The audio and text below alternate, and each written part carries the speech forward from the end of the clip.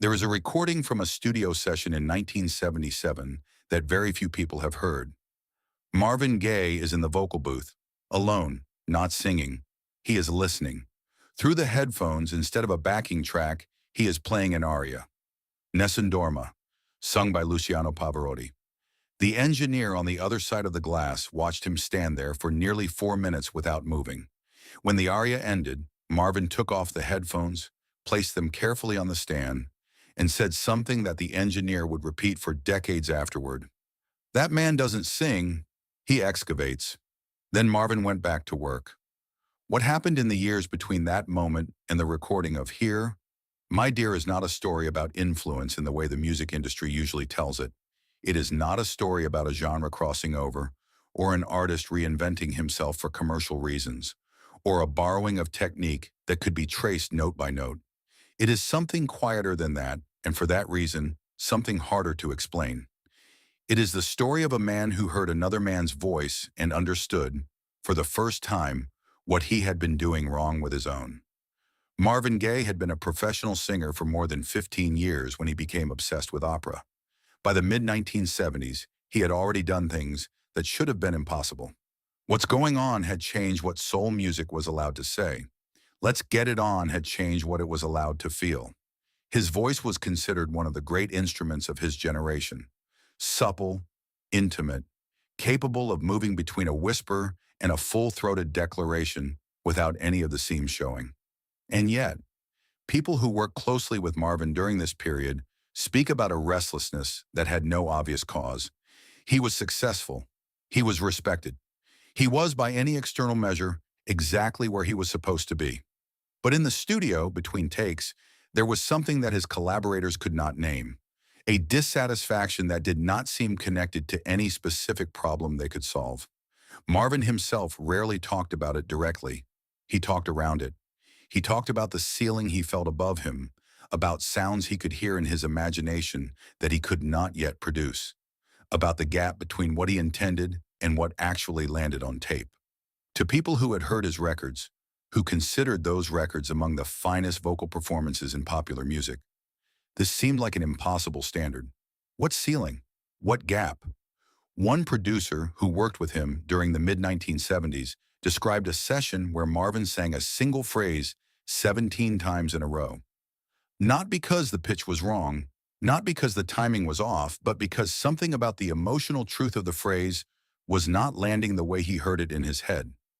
On the 18th take, he stopped in the middle of the phrase, walked out of the booth without a word, and sat in the parking lot for 40 minutes.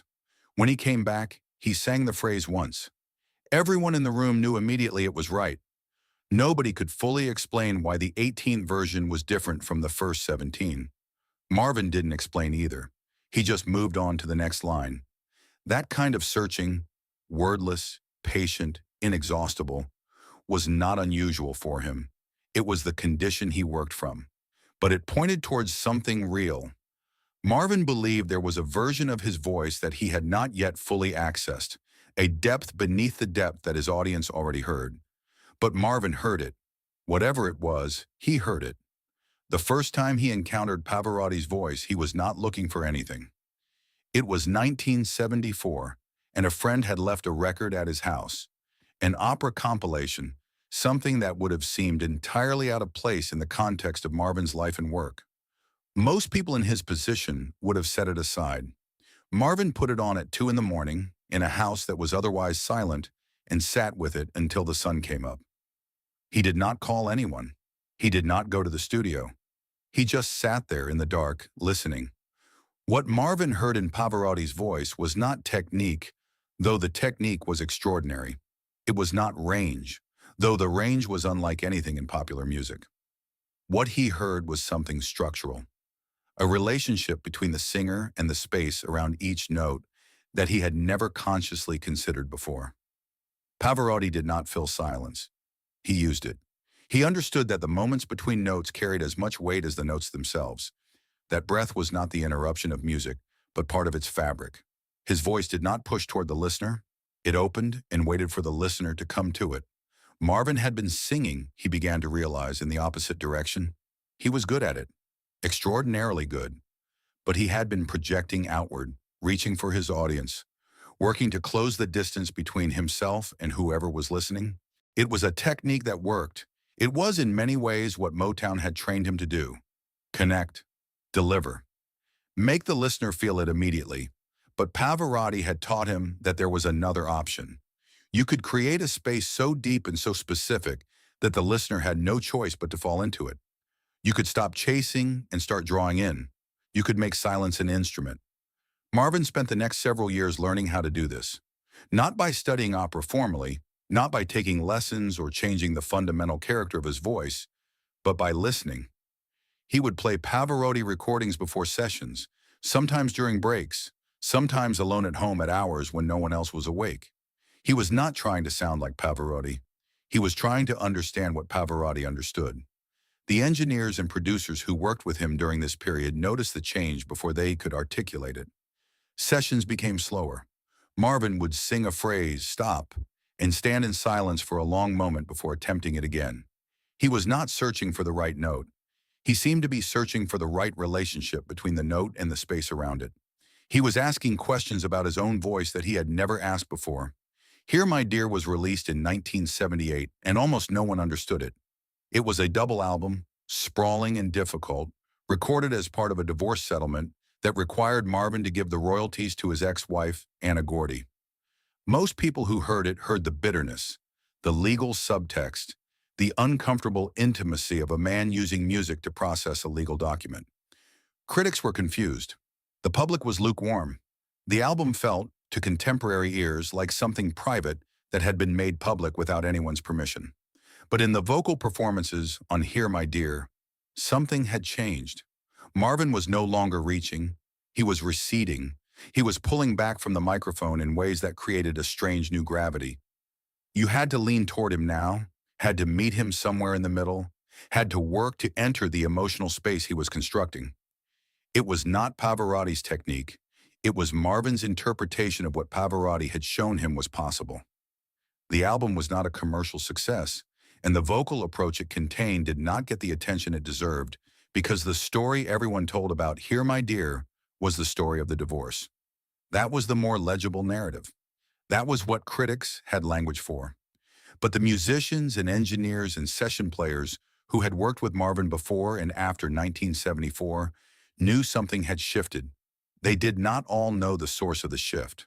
Some of them only heard about the Pavarotti recordings years later, but they heard the result in real time, and the result was unmistakable. Marvin Gaye had stopped singing at his audience. He had started singing in a way that made his audience come to him. Marvin never gave an extended public interview about Pavarotti.